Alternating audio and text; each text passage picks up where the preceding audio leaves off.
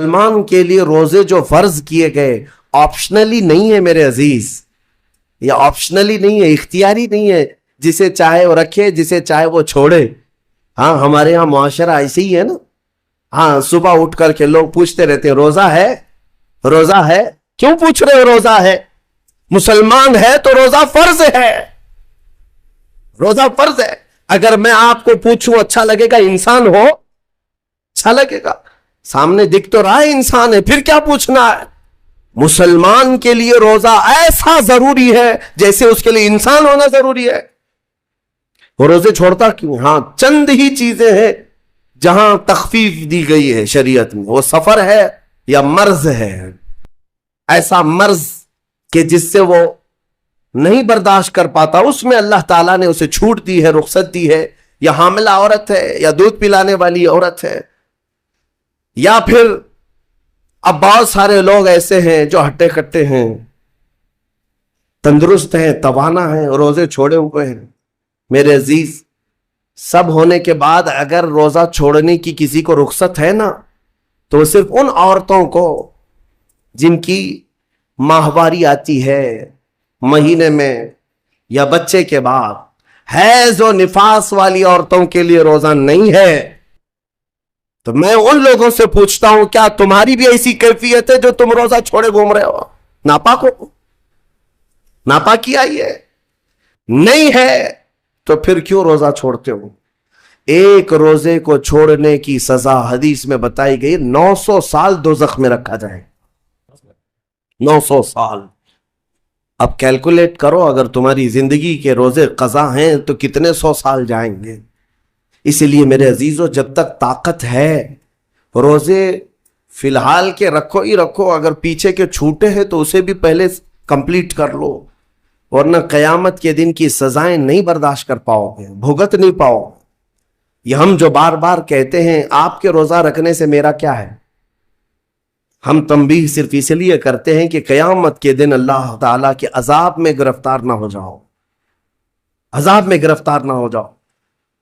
اور ہمارے بزرگوں نے ہمیں تعلیم دی ہے کہ اللہ تعالیٰ جب 11 مہینے کھلاتا پلاتا ہے، اور وہی مولا 1 مہینہ اگر حکم دے، تو یہ کس قدر بندے کی ناانصافی ہے کہ اپنے مولا کے حکم کو پیٹ پیچھے ڈالتا ہے اور پھر کھاتا پیتا رہتا ہے۔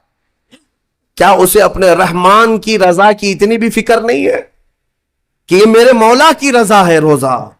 اسی لیے تو اس مولا نے فرمایا روزہ میرے لیے ہے اور اس کی جزا کچھ نہیں، میں خود بندے کا ہو جاؤں گا۔ الصوم لی وانا اجزا بہ، اور ایک حدیث میں اجزی بھی پڑھا گیا، یعنی روزہ میرے لیے ہے اور میں ہی اس کی جزا ہوں، میں ہی اس کی جزا ہوں۔ مطلب یہ ہے کہ دوسرے اعمال کی جزا میں جنت ہے، محلات ہے، الگ الگ ثواب ہے، لیکن روزے کے متعلق مولا نے فرمایا میں خود ہی اس کی جزا ہوں۔ تجھ سے تجھی کو مانگ کر مانگ لی ساری کائنات، جس کا خدا ہو گیا اس کی ساری کائنات۔ میرے عزیزوں، اللہ تبارک و تعالیٰ اگر کسی بندے کا ہے تو پھر اس کے کیا کہنے۔ اچھا، ایک اور اس میں حکمت یہ ہے، روزہ جو رکھا جاتا ہے یہ بندے اور اللہ کے بیچ کا راز ہے، دوسرے کسی کو پتا نہیں۔ میرا روزہ آپ کو نہیں معلوم، آپ کا روزہ مجھے نہیں معلوم۔ چہرہ دیکھ کر کے کچھ بھی کہا جا سکتا ہے، ہاں چہرہ دیکھ کر کسی کا روزہ پتا چلے گا۔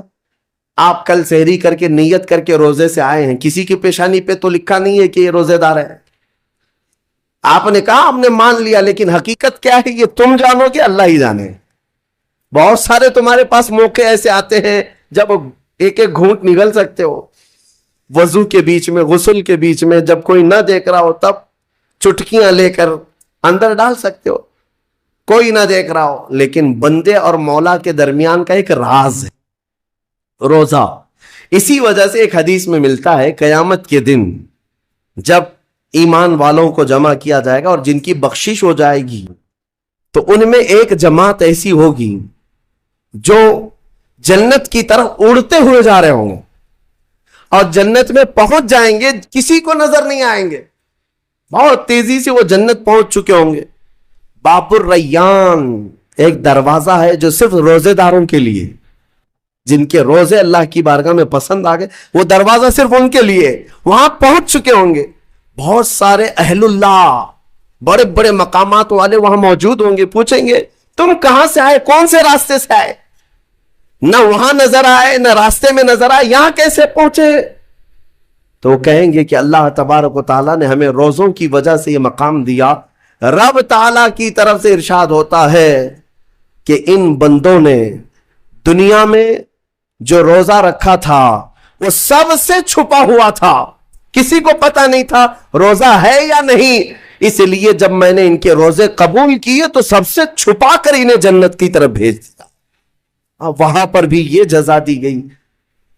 میرے عزیزوں، فضیلتیں بہت ساری ہیں، سب کو پتا ہے، لیکن میں جو کہہ رہا ہوں وہ یہ ہے کہ اگر اپنے نفس کو کنٹرول میں لانا ہو تو یہ روزے شرط ہیں۔ ایک صحابی حضور کی بارگاہ میں آئے، جوان تھے، کہا کہ یا رسول اللہ صلی اللہ علیہ وسلم، جوان ہو چکا ہوں، شادی کی عمر ہے، لیکن شادی کرنے کی طاقت نہیں، مال نہیں، اسباب نہیں، کیا کروں؟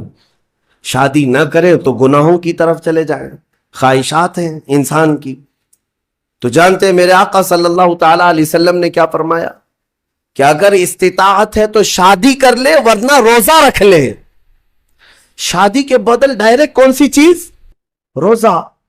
فرمایا اس لیے کہ روزہ تمہاری شہوت کو ختم کرتا ہے، تمہارے اندر صبر قائم کرتا ہے۔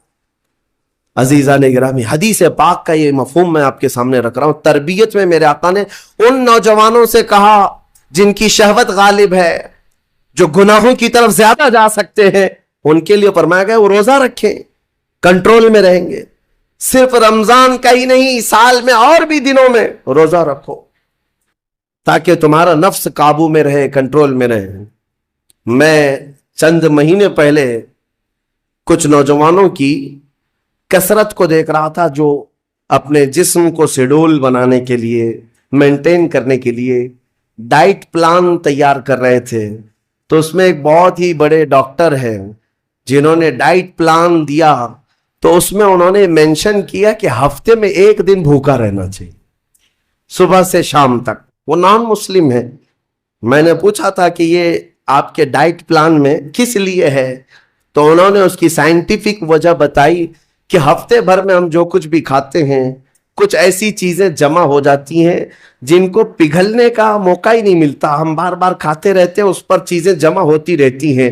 ایک دن ہفتے میں اگر اپنے پیٹ کو خالی چھوڑ دیا جائے تو فاسد مادے گل کر کے باہر نکل جائیں گے اور صحت ہمیشہ صحیح رہے گی۔